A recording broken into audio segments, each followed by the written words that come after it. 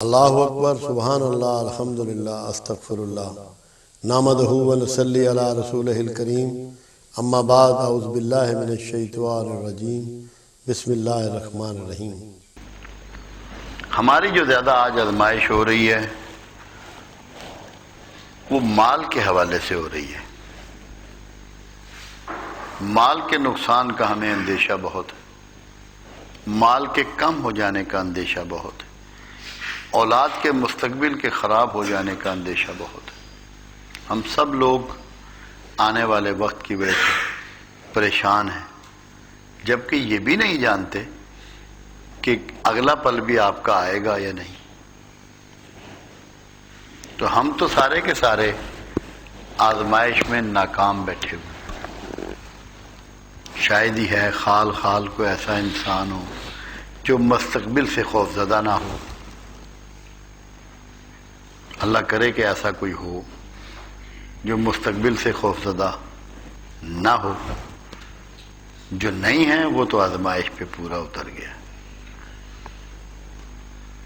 کیوں؟ اللہ رب العزت نے ہم سے ایک ایگریمنٹ کیا، اور وہ ہے کہ میں ہی تمہارا رب ہوں۔ ہم سب نے کہا کہ واقعی تو ہی ہمارا رب ہے، اور یہی اس کا ٹیسٹ ہے، یہی اس کا آزمائش ہے، یہی اس کا قبر میں سوال ہوگا، یہی اس کا آخرت میں سوال ہوگا۔ اللہ اپنے وعدے کا پورا ہے اور پکا ہے، ایگریمنٹ سے ہرگز باہر نہیں جائے گا۔ اس کے علاوہ آپ سے کچھ نہیں پوچھے گا کہ تمہارا رب کون ہے، اور اسی میں ہم نے اپنے رب تبدیل کر لیے ہیں۔ ہماری ضرورتیں پورے کرنے کے تمام اسباب ہمارا رب ہے۔ ہمارے لیے مسبب الاسباب سے بہت زیادہ امپورٹنٹ ہیں اسباب۔ ہم اپنے اس ایگریمنٹ میں ہار چکے ہیں، شکست کھا گئے، آزمائش پہ پورا نہیں اتر رہے۔ اللہ کے حبیب صلی اللہ علیہ وسلم کا فرمان ہے، جس نے کہا کہ اللہ ہی میرا رب ہے اور اس پر قائم رہا، اس کے لیے 2 جنتیں۔ صرف کہنے سے نہیں، قائم ہونے سے۔ اگر آپ رب کہہ کے اس بات پر قائم ہیں تو ہر آزمائش میں پورے ہیں، اور رب کہتے ہیں اور بھروسہ اسباب پہ کرتے ہیں تو آپ ناکام لوگ ہیں، آزمائش میں پورے نہیں ہیں۔ جس کو یہ خواہش ہے، جس کو یہ آرزو ہے کہ آزمائش میں پورا ہو جائے، اس کے لیے صرف ایک راستہ ہے، اور صرف ایک راستہ ہے کہ الہ کو اپنا رب بنا لے۔ آزمائش بہت بڑا لفظ ہے اور بڑے وسیع معنی رکھتا ہے، مگر ایک ہی بات سمجھ لیں، کیا کسی گائے، بھینس، بکری، شیر، کتا، بلی، چوہا، چڑیا کی آزمائش ہے؟ نہیں ہے، اس لیے کہ ان کو شرف بھی حاصل نہیں۔ جب اللہ نے آپ کو اشرف المخلوقات بنایا تو آزمائش رکھ چھوڑی، اور جو لوگ اس درجے پہ فائز نہیں ہیں ان کی آزمائش بھی نہیں ہے۔ اللہ ان کو بھیڑ بکریوں سے تعبیر کرتا ہے۔ تو خیر و شر، حق و باطل، اچھائیاں و برائیاں، ماضی اور حال،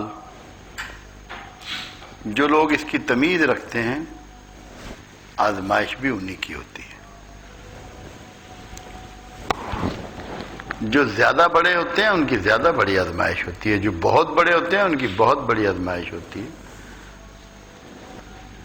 آزمائش کے لیول سے انسانوں کی مرتبت پہچانی جاتی ہے۔ یاد رکھیے گا، تاریخ میں جس کو جتنی بڑی آزمائش سے گزارا گیا، اللہ نے اس کو اتنا ہی صاحب مرتبت اور مقدس اور محترم ٹھہرائے. یہ یاد رکھیے گا.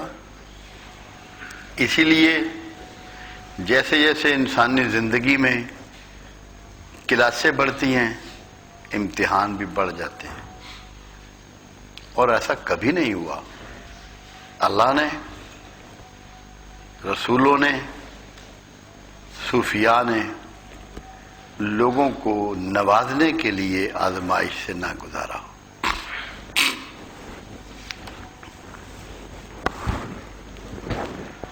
جو شخص آزمائش کو بھول گیا وہ تساہل کا شکار ہوا، وہ کاہلی کا شکار ہوا، وہ بخیلی کا شکار ہوا. اور یہ سارے وہ کام ہیں جو اللہ کے انتہائی ناپسندیدہ ہیں. اسباب پہ بھروسہ کرنے کے بجائے مسبب الاسباب پہ بھروسہ کر لیں. میں یہاں ایک بات آپ کو سنانا چاہوں گا، اس سے آپ کو شاید زیادہ اندازہ ہو جائے گا اپنی ذمہ داری کا. ایک شخص تھا اور کسی گرو کے پاس اس کے خدمت کر رہا تھا، اس سے سیکھ رہا تھا، سیوا کر رہا تھا. کچھ عرصے بعد اس نے کہا اب مجھے کچھ عطا کر دو تو میری بات بن جائے، کوئی روحانیت مل جائے. جیسے وہ ہمارے یہاں کہتے ہیں نا 12 سال بعد، یہ 12 کا لفظ بھی انہی سے نکلا ہے. انہوں نے کہا اچھا پہلے تو ایسا کر کہ جو ہمارا مہاراجا ہے، کنگ ہے، اس کے ہاں چلا جا، میرا کہو کہ گرو نے بھیجا ہے، اور جو وہ تجھے سمجھائے اس کو سمجھنے کی کوشش کر. وہ بڑا حیران کہ سیکھنی روحانیت ہے اور جانا مہاراج کے پاس ہے.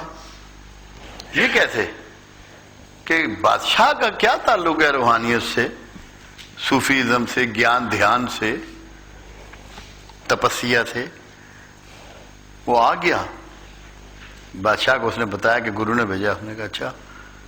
انہوں نے کہا بھائی ہم آج کل مصروف ہیں بہت، اور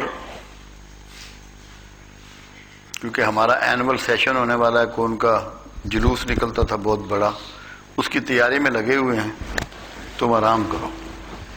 تو 10-12 دن بعد وہ ان کا جلسہ جلوس تھا، بہت زیادہ رتھ اور گھوڑے اور ہاتھی سارے انہوں نے تیار کیے گئے.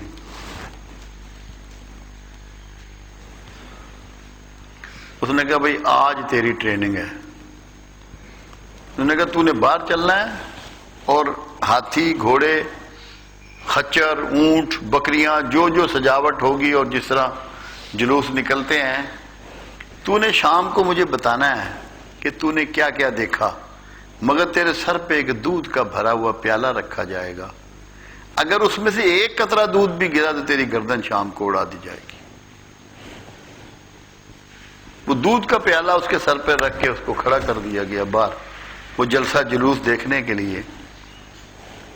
شام کو جب بادشاہ نے پوچھا ہاں بھائی کیا کیا دیکھا، اس نے کہا مہاراج کچھ بھی نہیں دیکھا، ایک ہی دھیان رہا کہ ایک قطرہ دودھ کا نہ گر جائے کہیں.